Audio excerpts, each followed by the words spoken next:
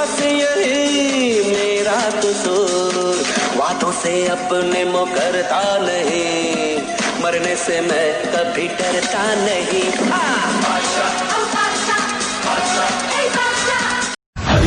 నిశ్శబ్దం పగిలి ఉక్కలవుతున్న భీకర దృశ్యం అలలెగసిన గడియాల గడి ఆగ్రహ తేజమై రూపుదాల్చిన సత్యం ప్రాణపరాయణ దీక్షా పర్వం అహో ఆరంభం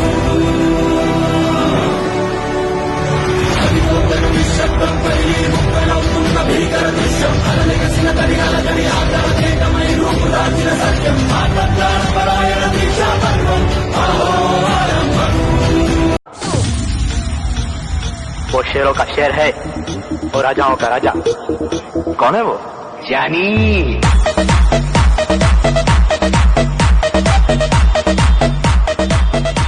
आपकी अदालत रजत शर्मा के साथ।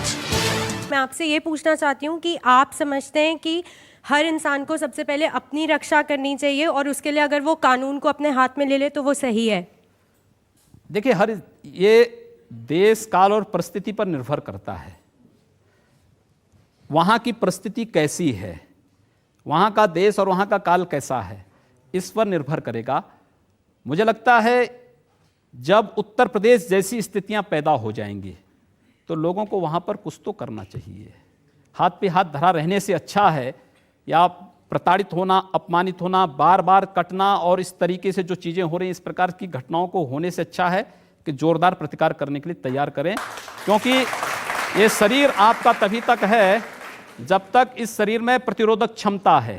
जिस दिन प्रतिरोधक क्षमता समाप्त हो जाएगी, शरीर रुग्ण हो जाएगा और फिर असमय समाप्त भी हो जाएगा। इसलिए असमय समाप्त होने से बचना है तो उस प्रतिरोधक क्षमता को अपने अंदर बनाने की तैयारी करें। योगी जी, आप तो यूपी की सरकार को धमकी दे रहे हैं।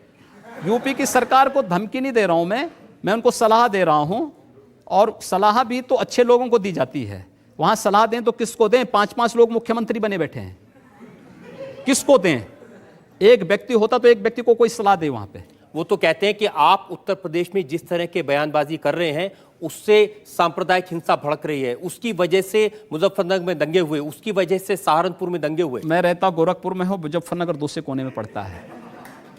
मैं एक और बात बताऊं, गोरखपुर और पूर्वी उत्तर प्रदेश में एक भी दंगे नहीं हुए,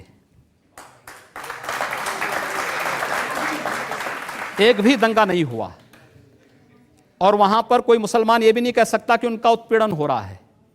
अगर वहां हिंदू सुरक्षित है तो मुसलमान भी सुरक्षित है, लेकिन पश्चिमी उत्तर प्रदेश में अगर हिंदू सुरक्षित नहीं तो मुसलमान भी सुरक्षित नहीं है, क्योंकि ताली एक हाथ से नहीं बजेगी।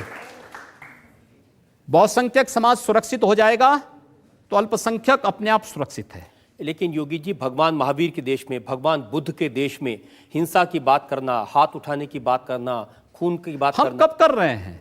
अभी इतनी देर से कर रहे हैं आप। नहीं, मैं समर्थन नहीं कर रहा हूं, मैं कह रहा हूं कि अगर कोई सामने वाला व्यक्ति दानवीय प्रवृत्ति का है तो भाई दानवों के साथ तो दानव जैसा व्यवहार तो करने की तैयारी करनी पड़ेगी। मानव के रूप में आ रहा है, उसको गले से भी लगाइए। हमने जाति, मत, मजहब के आधार पर भेदभाव का मैं बिल्कुल विरोधी हूं। आप आश्चर्य करेंगे, गोरखपुर में उजाड़े जा रहे मुसलमान, 12 गांव के मुसलमान, जहां पे माननीय मोदी जी की रैली कराई थी हम लोगों ने 23 जनवरी को, और वहां का प्रशासन रैली नहीं होने देना चाहता था। वो सब मुसलमान मेरे सामने स्वयं आए कि साहब आप हमारे बीच में करवाइए रैली। मैंने कहा क्यों? तो इसलिए क्योंकि उनको उजड़ने से मैंने बचाया था। आखिर यही तो मुलायम सिंह यादव के नेतृत्व की पार्टी की सरकार है यूपी में। ये लोग तो उनको उजाड़ रहे थे। अब आप ठीक बात कर रहे हैं, बहुत देर बाद नहीं, बहुत देर की बात नहीं, जो सच होगा मैं वो बोलूंगा। लेकिन अगर आप बटाला हाउस कांड का समर्थन करेंगे, इस देश में इराक के अंदर आईएसआईएस जो कुछ कर रहा है उसका समर्थन भारत के अंदर करेंगे, डेनमार्क की घटना को लेकर के भारत के अंदर हिंदू व्यापारियों की दुकानों को जलाएंगे, तोड़फोड़ करेंगे, म्यांमार की घटना को लेकर के आजाद चौक, आजाद मैदान की घटना को जो दोहरा करके शहीद स्मारक को तोड़ेंगे, तो भाई हाथ पे हाथ धरे हुए हम भी नहीं बैठेंगे, उसका मुंहतोड़ जवाब वहां पर देंगे।